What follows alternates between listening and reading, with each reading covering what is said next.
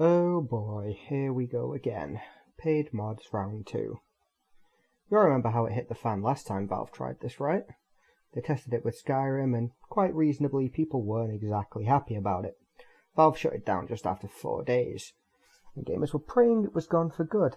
There are a lot of people saying we haven't seen the last of paid mods, predicting that Valve would bring them back again in one way or another, and just as the prophecy foretold, it looks like that old beast is rearing its ugly head again. So what supposedly happened? Well, if sources are to be believed, the latest Steam update has tweaked a few things on the workshop. If you go to a mod page, there's a big green subscribe button, and in a lot of games, that's all you really need. You subscribe to the mod's downloaded to your game, job's done. Well, the picture that's been making the rounds is supposedly a screenshot of that workshop button, except above it reads, "You can subscribe to this item for free because you are the creator, or listed as a contributor."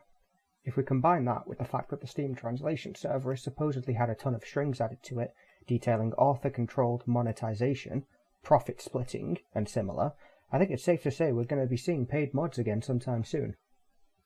Now in theory, I'm not actually against this. Paid mods are a fantastic idea. Have you seen some of them? There are some modders out there busting their hump, making amazing mods that are almost DLC-worthy in their own right. Look at Helgen Reborn or Worm's Tooth for Skyrim, the Willow Companion or Beyond Boulder Dome for New Vegas, and I can't wait to find out what people are capable of doing with Fallout 4 when the Get gets released. You've got full games being made off mods. Look at Dota 2, Counter-Strike and Gary's mod. The people making mods like this should be able to have some financial recompense for the effort they've put in, and while a lot of them take donations, which is perhaps a reasonable middle ground, I can't imagine that being exceptionally lucrative. The issue, however, isn't really with those kind of mods, it's with the smaller ones. Texture overhauls, weather mods, bug fixes, UI changes, things like that. A mod is entitled to charge for that? Well, there's still effort that goes into it, right? So I guess a lot of people would say it really depends on the price, but I'm not so sure that's a satisfactory answer. If it can't be strictly quantified, then it's open to abuse because the rules are too vague. A fair few mods aren't actually even mods in their own right, they're plugins, but they allow other modders to hook into it and achieve more than would normally be possible. Some of these plugins end up being basically essential to produce a mod of decent size or content. If other people are using that as the framework for their mods, do they have to start licensing my plugin and eating into their own profits? Then there's things like piracy. We all see the mobile phone app stores full of rampant copyright infringement. We see Steam Greenlight being full of Unity asset flips and Minecraft clones. A lot of mods take assets from one game and put them into another. Are we going to have copyright issues there? Take the Vita Saw from Team Fortress 2. Despite originally being a mod, a replacement for the Uber Saw, Valve had to request permission from 2K to use it, and even after 2K agreed and it was put in the game, it's not actually sold in the TF2 store because of copyright. The next problem we're going to encounter is content curation. The fact that you're actually paying for something brings a whole new world of issues. Compatibility, both with the mod and the game, and between mods, is tricky sometimes, even with them being free. If people start dropping money on mods, is it not fair to expect higher quality or better support? With the right set of rules in place, this could be a huge push towards higher quality mods with better interoperability. But realistically, I just expect a terms of service update saying, "We're not responsible if things don't work," whilst they gleefully carry on printing money. Let's not even bother getting into how utterly abysmal Steam support is if things go wrong. Now as it stands currently, nobody really decides if a mod makes the cut or it doesn't. If you make a mod, you can distribute it however you like. Sure, Nexus is probably the most popular place, but there's no end to different ways you can share it around. But if Steam allows people to start selling mods, and I don't doubt that a lot of modders wouldn't mind being able to be paid for their work, then how long will communities like Nexus survive? Granted, the continued survival of a site unrelated to Valve isn't realistically Valve's problem, but the modding scene has a huge community aspect behind it, and it's possibly going to take a blow if paid mods come back. I want to backtrack for a moment to Greenlight again. I think we're all aware of how much Greenlight is a joke, but it does serve a purpose here. When Digital Homicide can happily shit out 24 abominations and label them games, I think that speaks volumes.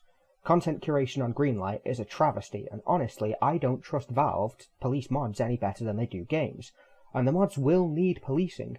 When there's money involved, there will always be people trying to earn a quick buck. There'll be people redistributing mods as their own, and there'll be people selling mod packs without credit or compensation being given to the original owners. And I can't really see Valve doing much about that very quickly. Not if it's making them money.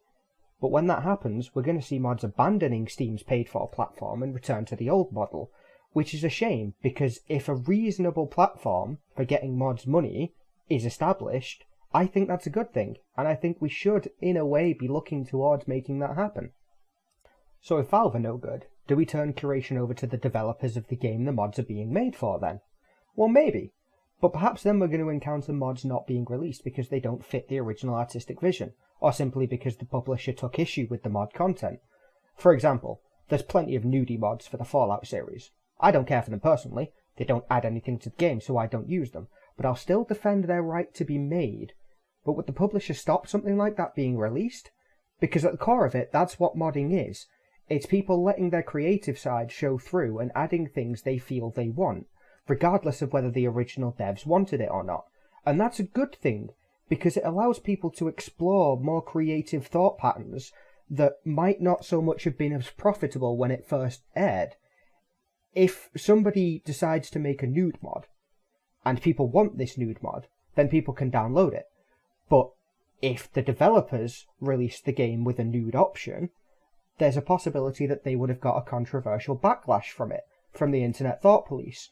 So mods can be good, and they can be used to aid a developer, but they can also be used in other ways. And if the developers are in charge of curating the mods, then it's possible we're going to see some conflict here. And finally we move on to discussing DRM, which is a tricky topic all of itself. Now you can't pirate a free mod, that comes part and parcel with it being free, but when money gets involved, there's an incentive to push for DRM to stop people using your work without paying for it. And whilst DRM has a habit of being ridiculously invasive and punishing legitimate customers, I do understand its reason to exist. I can see Valve creating some kind of free DRM tool for creators to use, which then also means that to get the mods, you have to own the game on Steam, which also coincidentally is more money into Valve's pocket. I'm not against Valve making money. I'm not against modders earning some money from their work, but what I am against is Steam creating a walled garden for mods that shuts out everyone else in favour of their own ecosystem. And honestly, off the top of my head, I don't think I could offer a solution that would work out for everybody. I don't pretend to. If Steam hosts mods, that takes rack space, and that costs no matter how big your company is. If people make mods, that takes time, and time is money, as the old saying goes. But I feel that putting mods behind a forced paywall goes against every ideal the modding community was birthed from. If Valve want to keep pushing paid mods, it's going to take a lot of time, a lot of baby steps, and a lot of discussing things with the modding community. And Valve have kind of shown that sometimes they don't really listen. I'm perfectly content to give content creators a slice of the pie. I've bought weapons and hats in TF2, countless hero items in Dota, and despite how terrible I'm at Global Offensive, I've even bought a few weapon skins for that. But at this point, I think I'm starting to digress, and I've said everything I can, so I'm going to end it here. Game over.